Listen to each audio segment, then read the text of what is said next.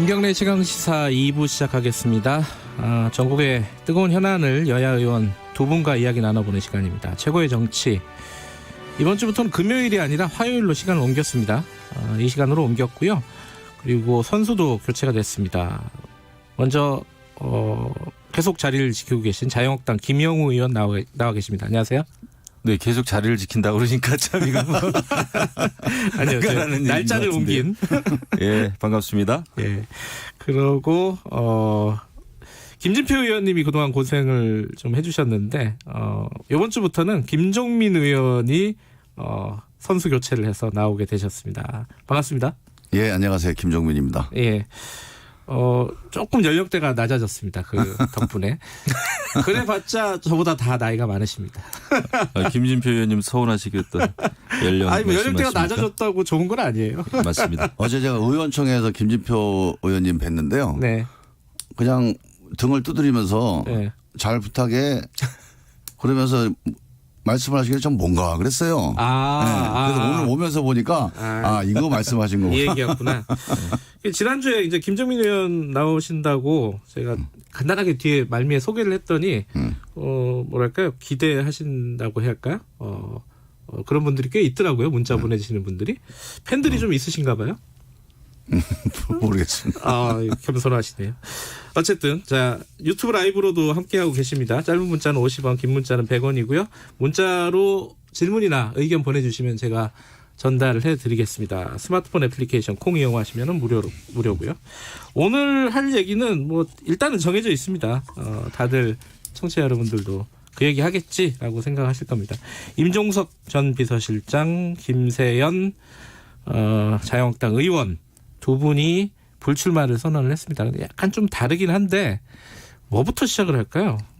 조금 더 충격적인 얘기부터 해볼까요? 파괴력이 좀 컸던 얘기. 김세연 의원 얘기부터 좀 해보죠. 저는 임종석 전 실장 불출마가 더 큰 건 줄 알았는데 아닙니까? 약간 그냥 표면적으로는 보면은 개인적인 사태 뭐 이런 느낌이에요. 김종민 그럼 그 얘기 나왔으니까 그 어떻게 보세요? 임종석 실장 사태 불출마는? 사태는 무슨 조직적이거나 아니면 뭐 상의를 했거나 전략적이거나 그런 건 아니고 전적으로 이제 개인적인 그런 판단 결정입니다. 제가 알기에는. 근데 문제는 이제 사태에 담긴 의미는 그냥 개인적이진 않죠. 그러니까 이 아침에 이 방송에서도 계속 얘기를 하는 거 아닙니까? 네. 저는 우리가 출마를 안 한다 이 점만 자꾸 이제 부각을 시키는데 본질은 두 분도 그렇고 그 전에 뭐 이철희 의원님도 그렇고 출마를 안 하는 게 본질이 아니고요. 그건 손가락입니다, 사실은. 가리키는 달은 정치 이대로 안 된다. 정치 이거 근본적으로 뜯어 고쳐야 된다. 이 메시지거든요. 그래서 저는 그 두 분 김세연, 임종석 두 분은 우리 정치에서 실제로 뭐 흠이 없는 사람이 없지만 그래도 대체적으로 평가가 좋은 뭐 흠잡을 때 별로 없는 정치인이었는데 이 두 분이 스스로 불출마를 통해서 뭔가를 강하게 하고 싶은 얘기가 있는 거라고 봐요. 그래서 그 점이 우리 정치에서 어떻게 이제 살아서 이제 뭔가 움직이느냐 혹은 뭔가 그 결론을 내느냐 앞으로 이제 그 점이 저는 중요한 문제라고 생각이 듭니다. 우리 정치에 대해서 하고 싶은 얘기가 있다. 묶어갖고 말씀하셨으니까 묶어갖고 좀 대답을 들어보죠. 김영우 의원님은 어떻게 보셨어요? 저도 뭐 묶어서 답변을 드리면은 답변이 아니라 이제 공감할 수 있죠. 지금 여당이든 야당이든 국민들이 볼 때는 지금의 정치권에 대해서 강한 불신이 있는 게 사실 아닙니까? 이런 상황에서 내년에 이제 또 총선을 치러야 되는 입장이죠. 그러니까 여당이든 야당이든 내년 총선을 치르는 데 있어서 진검승부인데 특히 야당의 입장에서는 경제와 또 외교 안보 이것이 무너지는 상황에서 문재인 정권과 여당에 대한 이제 심판을 해야 되는 게 저희의 어떤 총선의 의미인데 지금 자유한국당 제1야당의 모습이 국민들로부터 신뢰를 얻고 있지 못하다는 문제의식이 있단 말이죠. 이런 상황에서 이제 김세연 의원도 이대로는 안 되겠다라는 것이고 이대로는 안 되겠다라고 하는 생각은 우리 자유한국당의 많은 그 의원들 또 당원들이 공감하는 것입니다. 그런데 이제 다만 그 방법을 어떻게 찾냐에서는 이제 좀 이견이 있을 수 있죠. 생각이 다를 수 있죠. 네. 김세현 의원은 자리를 내어놓음으로써 불출마를 선택함으로써 이대로 안 된다는 것을 보여주는 것이고 네. 저 같은 경우는 문제의식은 비슷하지만 저는 무대의 조명이 끝나는 마지막 순간까지 더 철저하고 투철하게 싸워야 되겠다라는 생각을 또 한단 말이죠. 이 방법은 이제 우리가 좀 더 당내에서 지도부도 그렇고 슬기롭게 찾아가는 것이 굉장히 중요한 게 아닌가 이런 생각을 좀 하고 있습니다. 물론 그 문제의식이야 다들 뭐 동의를 하시겠지만은 큰 틀에서 보면요. 근데 이제 또 세부적으로 들어가면 또 다른 부분이 있어요. 뭐 예컨대 김세현 의원 같은 경우에 자유한국당을 해체해야 된다. 그리고 뭐 좀비 정당이다. 이렇게 얘기를 했어요. 당내에 계신 분들 입장에서는 이런 얘기는 받아들이기가 어떻습니까? 그러니까 저도 이제 불출마 선언문을 읽어봤습니다. 네. 읽어봤더니 굉장히 이제 그 워딩이 세더라고요. 네. 그런데 이제 이대로 안 된다라고 하는 그 마음을 전달하고 싶었던 것 같아요. 그러니까 당을 해체할 정도의 각오가 필요하다. 저는 이렇게 받아들이고 그 문구 한마디 한마디에 우리가 모든 의미를 부여하기는 어렵다. 왜냐하면은 결국 정치인은 자신의 결정입니다. 네. 자기의 선택이고요. 그게 쉽든 어렵든 간에. 그리고 이제 당이 잘 되고 지금 또 당보다는 대한민국이 어디로 갈 것인가에 대한 고민이 있는 거 아니겠습니까? 또 야당의 입장에서는. 네. 이런 면에서 방법은 각자 찾는 것이다. 물론 이게 이제 흔히 여태까지는 공천 물갈이다 해가지고 이제 물갈이의 초점이 많이 좀 물갈이를 굉장히 또 중요시하는 정치 문화잖아요. 네. 그것도 중요합니다. 그 시스템으로 해야 되겠죠. 근데 더 중요한 것은 많은 분들은 지금 야당의 시대 정신은 개혁인데 그 개혁의 또 핵심은 보수 통합이란 말이죠. 우리는 단결하지 않으면은 내년 총선은 굉장히 어렵다는 겁니다. 이건 굉장히 절박해요. 절실하죠. 그런 의미에서 지금은 어떻게 잘 중도를 아우르는 범보수가 통합할 것인가. 저는 이것이 더 중요하다고 봅니다. 보통 때 같은 경우에는 몇 퍼센트 물갈이했어? 몇 퍼센트가 잘려나갔대? 이것이 중요하지만은 지금 상당히 어려운 그 과정을 겪고 있습니다만은 범보수 통합, 중도를 아우르는 이 어려운 길을 제대로 가는 게 저는 굉장히 중요하다고 봐요. 이게 안 되면은 아무것도 안 되는 거죠, 내년에. 그러니까 해체, 좀비 뭐 이런 얘기 강하게 했다 하더라도 결국 하고 싶은 얘기는 약간 쇄신을 잘해라 이런 뜻으로 받아들인다. 그렇죠. 하더라도 해체 자체가 목표가 아닌 창조적인 파괴가 돼야 되는 거죠. 창조 없이 파괴만 한다? 그러면은 저희는 내년 총선은 그냥 포기하는 것이죠. 남의 당 얘기지만 그래도 김정민 의원께서 보시기에는 어떻습니까? 저는 뭐 당을 해체하자는 말이 파괴적 의미로 쓰인 단어는 아니라고 생각을 해요. 네. 우리 이제 김영호 의원님도 말씀하셨지만 이제 창조적 파괴를 염두에 둔 것일 텐데 저는 그 해체라고 하는 단어를 제가 듣기에는 구조개혁이라는 말로 저는 들립니다. 그러니까 해체를 하자는 얘기는 예. 정치를 예를 들어서 뭐 이번에 총선에서 몇 명 바꾸고 예. 대표를 누구로 뽑고 예. 이런 정도 차원에서 문제를 해결할 수 있는 상황이 아니다. 예. 근본적으로 정치를 좀 구조적으로 개혁해야 된다. 이런 얘기를 좀 하고 싶었던 것 같아요. 그래서 이제 해체라고 하는 상당히 강한 용어를 전 쓴 거라고 보는데 저는 지금 그 문제의식에 대해서는 뭐 해체라는 단어에 집착하지 않는다면 그런 구조개혁의 취지는 전적으로 공감을 하는 게 지금 우리 정치권이 뭐 예를 들어서 뭐 재벌 구조를 개혁한다, 노동개혁을 한다, 아니면 교육개혁을 한다. 남들은 되게 구조개혁을 많이 하려고 노력을 합니다. 물론 하지는 못하고 있지만. 근데 이 정치 스스로를 구조개혁하는 거는 사실 거의 못하고 있거든요. 제가 보기엔 아마 87년 그 6월 항쟁과 87년 대통령 직선제 개헌 이후에 이 정치 구조 이게 뭐 선거법도 이제 뭐 쟁점이 됩니다만 선거법, 대결 정치, 교착 정치 이런 구조가 계속 이제 개혁되지 않고 계속 오고 있는 거예요. 저는 뭐 단순히 불출마나 인적 쇄신, 공천 혁신 갖고는 안 된다고 보는 게요. 지금까지 대한민국이 총선 때 물갈이 비율이 전 세계에서 1등입니다. 네. 40에서 50% 항상 초선 의원들이 차지하고 있거든요. 네. 이 정도로 인적 쇄신이 되고 교체가 됐는데도 정치가 안 바뀐다는 것은 공천 잘하거나 뭐 초선이 많이 들어온다고 해결될 문제가 아니고 네. 결국 제도적 구조적 근본 개혁이 필요한 이제 문제 아니냐. 저는 그런 취지에서 그 김세현 의원님의 말씀을 좀 받아들이고 있습니다. 그 얘기 조금 이따가 해보고요. 구조적인 문제가 도대체 뭔지 뭐 그런 것들은 조금 이따 간단하게 좀 다뤄보고요. 근데 여기에 대한 대답이 지도부 뭐 총사퇴 얘기를 했었잖아요. 김세현 의원이. 네. 대답이 약간 좀 모호해요. 총선에 책임을 지겠다라는 대답으로 가름을 했어요. 황교안 대표가. 네. 이거 약간 동문서답 아니냐? 이렇게 받아들이는 분도 있을 것 같아요. 어떻게 보십니까? 지금 현재의 당대표로서는 총선을 잘 치러야 된다. 네. 치르겠다. 또 치르기 위해서 이제 보수 통합이 필요하다라는 큰 차원의 대답은 뭐 이미 한 셈이죠.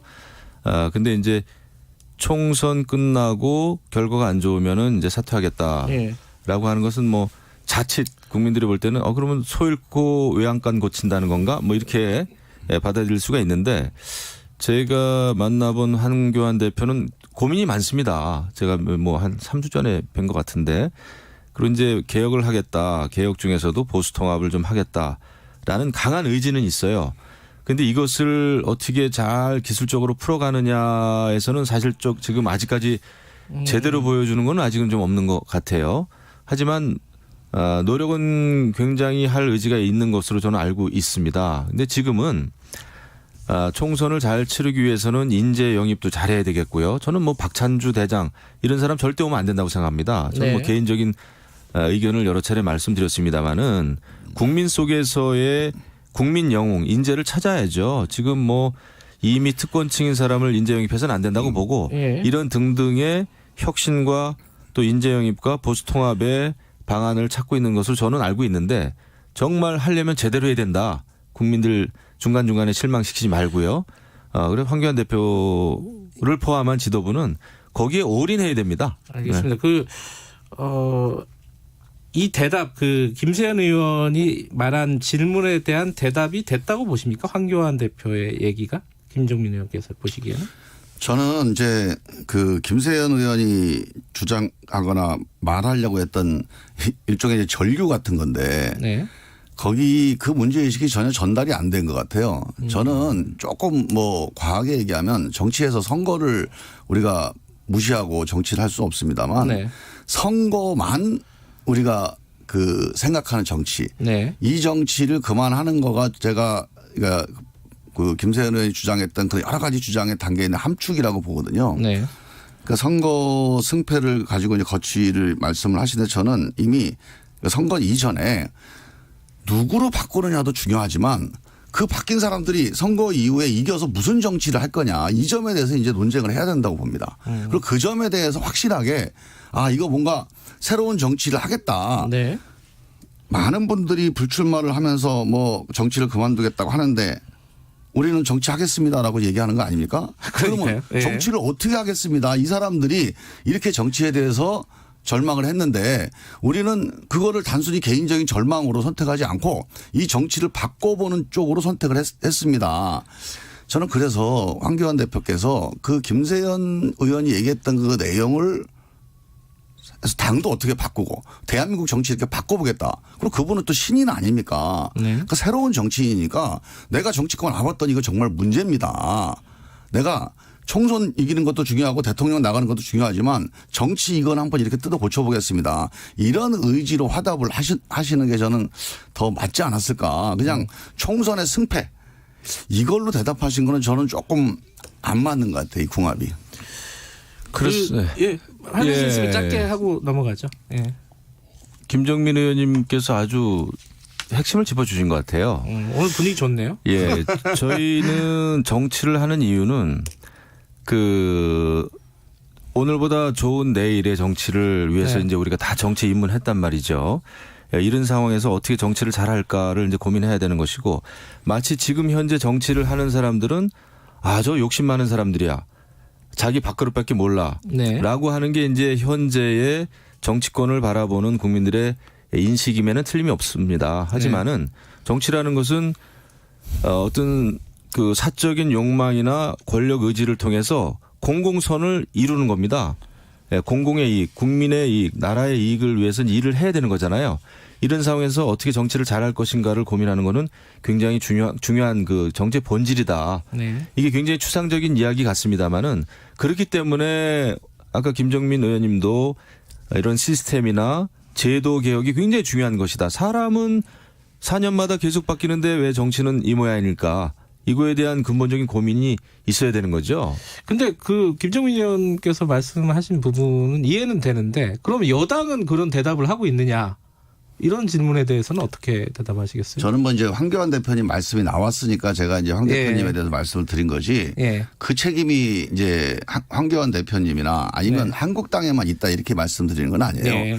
사실 임종석 실장이 이제 불출마를 얘기했잖아요. 그래서 386 정치에 대해서 뭐 이런저런 이제 논쟁이 있어요.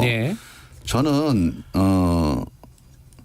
이게 뭐 386 집에 가라 이런 의미다 이렇게 뭐 기사도 있고 한데 그건 뭐 저는 동의는 안 되는데 우리가 87년 6월 항쟁의 결과로 정치권에 들어온 사람들이에요. 386 세대라고 하는 게. 그러면 87년 6월 항쟁의 메시지가 뭐냐. 이 명령이 뭐였느냐. 그 명령을 우리가 얼만큼 실현하고 있느냐 한번 돌아봐야 됩니다. 왜냐하면 얼마 안 남았어요 이제.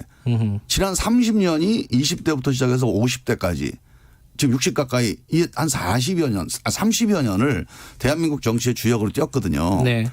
근데 실제로 뭐 우리가 예를 들어서 한번 보세요. 교육 한번 보세요. 교육. 수능을 정시와 수시를 몇 프로 할 거냐 이거 갖고 논쟁하고 있잖아요. 지금 우리 학교 다닐 때 야 이제 이런 교육 이제 없어져야 되겠다. 이렇게 생각했던 교육들이 지금 더 악화돼 있어요. 더 심해요? 네. 자 우리가 저 일자리 보세요. 일자리도요. 예전에 중소기업 다니면 대기업 임금의 한 80% 정도 받았습니다. 지금 50%밖에 안 돼요. 자, 이런 구조적인 악화, 양극화라든가 아니면 이 잘못된 그 어떤 이걸 뭐 전체적으로 적폐라고 본다면 30년 동안 386이 정치권의 주역으로 있으면서 이런 대한민국 혁신하는 거에 얼마나 성과를 거뒀느냐. 저는 이 점에 대해서 한번 근본적으로 우리가 돌아보면서 불출마만이 좋은 선택은 아닙니다. 남아있는 사람들은 이거 좀 다시 한번 반성하고 한 번 더 한다면 이번에는 정말 한번 우리 모든 걸 던져서 한번 대한민국 혁신 한번 해보겠다. 이런 마음가짐을 한번 다시 먹는 그런 계기가 좀 돼야 된다고 좀 봅니다. 두 분이 나와 계시니까 굉장히 토론의 격이 높아지는군요. 이게 굉장히 오늘 좀 고담 준론이 많이 나오는데. 왜냐하면은 저도 이제 선거를 또 여러 차례 치러봤잖아요. 근데 선거 상황이 되고 그러면은 그 다른 사람의 결정 또 다른 사람의 입장에 대해서 비판하는 경우가 좀 많이 생겨요. 지금도 이제 아마 더불어민주당도 그렇고 자유한국당 내에서도 그렇고 지금 분란이 되지 않습니까? 근데 선거 때는 늘 있어 왔던 일인데 우리는 다른 사람의 입장이나 선택, 결정은 존중하는 것이 맞고 중요한 것은 자기 자신입니다. 저도 저의 결정이 중요한 거죠. 그래서 이런 것을 기본적으로 바탕에 깔고 그다음에 개혁을 해도 해야 되고 보수통합을 해도 해야 된다. 또 불출마를 해도 불출마해야 된다. 이렇게 생각을 하죠. 알겠습니다. 여기 시간이 다 가버렸네. 여기만 좀 마무리하죠. 그 패스트트랙 법안 있잖아요. 이거 어떻게 되는 건지 지금 사당 공조 복원한다 뭐 이런 기사들이 막 나오고 있어요. 뭐 의원들 출국 금지 이인혁 의원께서 원내대표가 지금 이게 12월 초에 처리를 하는 걸로 지금 가닥이 잡힌 거예요? 어떻습니까? 뭐 그 가닥이 잡힌 게 아니라 그때 처리 안 하면 못 합니다. 아 그런가요? 특히 이제 선거법 같은 경우는 12월 한 20일 정도가 거의 물리적으로 마지노선이에요. 그때까지 안 하면 정상적인 선거 그 사무를 이어가기가 좀 어렵거든요. 그래서 저는 그 일정으로 본다면 12월 3일 날 부의 결정이 내려지고 이제 뭐 의장님이 언제 상정할지 모르지만 아마 한 일주일 내지 열흘 안에 상정이 이루어질 거다 이렇게 보고 상정에 앞서서 안을 이제 수정안을 합의하느냐 아니면 4당 간의 별도 합의하느냐, 5당 합의하느냐, 4당 합의하느냐 이 쟁점만 이제 마지막 남은 거죠. 지금까지 분위기로 보면은 5당 합의, 그러니까 자유한국당은 합의가 안 될 분위기잖아요. 뭐 저기 의원 총사퇴 얘기도 하고 막 그렇지 않습니까? 제가 볼 때는 자유한국당 우리는 이제 지금 뭐 패스트트랙에 의한 그 선거제도 개편 이거 자체를 어찌 보면 신종 날치기다 이런 이제 생각을 하고 있기 때문에 합의가 잘 안 될 겁니다. 그리고 제가 볼 때는 자유한국당을 제외한 더불어민주당과 다른 3당 군소정당이죠. 이미 그 안에서도 준연동형 비례제에 있어서 지역구 의석수와 비례대표제 의석수에 대해서 많은 지금 이견이 표출되는 걸로 알고 있어요. 그 쉽지 않을 겁니다. 그 쉽지 않다는 거에 대해서 지금 이게 민주당 빼고 나머지 당들, 그러니까 정의당도 마찬가지인데 나머지 그 바른미래당하고 민주평화당 같은 경우에 당내 사정이 굉장히 복잡하잖아요. 이거 통과 가능성이 있습니까? 만약에 4당이 공조를 복원한다 하더라도? 지금은요. 4당이 합의해서 패스트트랙 통과시킬 때하고는 완전히 달라졌습니다. 예, 그러니까요. 예. 그래서 지금은 당대당 합의로 이 문제가 의결되거나 처리될 가능성은 없다고 보고요. 실제로 과반수 표결에서 과반수가 가능한지 또 개별 의원들의 판단이 지금 저는 중요한 그 계산해 보셨을 거 아니에요? 제가 해봤어요. 여기 해보니까 현재 어때요? 의석수가 295석이더라고요. 총 의석수가. 이 중에서 이게 법안이 처리되려면은 필요한 의석수가 148이 돼야 되는데 지금 이제 더불어민주당, 정의당, 평화당, 대한신당 한 사람 이탈도 없이 모두가 찬성을 해야 이제 149 딱 되는데 저는 이거 굉장히 불가능하다고 봐요. 왜냐하면 지금 제기된 개정 법안에 따르면은 호남에서만 7석이 줄어야 되거든요. 지역구 의석수가. 시간이 없는데. 그거 합의하기 어렵죠. 물리적으로라도 막으실 생각이세요? 이거는? 그렇게 지금 그런 뉘앙스로 근데 뭐 물리적이라는 게 굉장히 좀 한계가 있잖아요. 지금 상황에서. 우리 뭐 지금 다 겪고 있기 때문에. 정상적인 방법으로 토론이 되고 합의가 되고 안 되면은 기존의 선거 제도로 갈 수밖에 없는 거죠. 합의 안 되면은 어쨌든 패스트트랙에 올라간 것들을 상정해갖고 통과에 노력한다. 이게 기본 입장인 거죠? 저는 뭐 우리가 이제 한국당 의원들이 한 50분이 지금 고발이 돼 있고 기소 위험에 처해 있는데 이렇게까지 이제 이걸 뭐 좀 표현이 뭐합니다. 이렇게 정치권이 막 그러니까 복잡하게 난리를 쳤는데 아무것도 안 하고 끝난다. 이거는 좀 어려울 거라고 보고요. 결론은 내야 됩니다. 알겠습니다. 오늘 첫 시간이었는데 처음에 굉장히 멋있는 얘기를 많이 했습니다. 근데 굉장히 좋은 얘기인데 조금 더 듣고 싶은데 그건 아마 나중에 기회가 있을 겁니다. 오늘 두 분 감사합니다. 네, 감사합니다. 더불어민주당 감사합니다. 김종민 의원, 자유한국당 김영우 의원이었습니다. 김경래 최강기사 2부는 여기까지입니다. 잠시 후 3부에서 뵙겠습니다. 아나운서 이혜성입니다. 사연이 왔어요. 요즘 깨끗하고 건강한 물 관리가 중요하다는데 효성 씨는 어떻게 관리하세요? 물 관리요? 저 안 하는데요.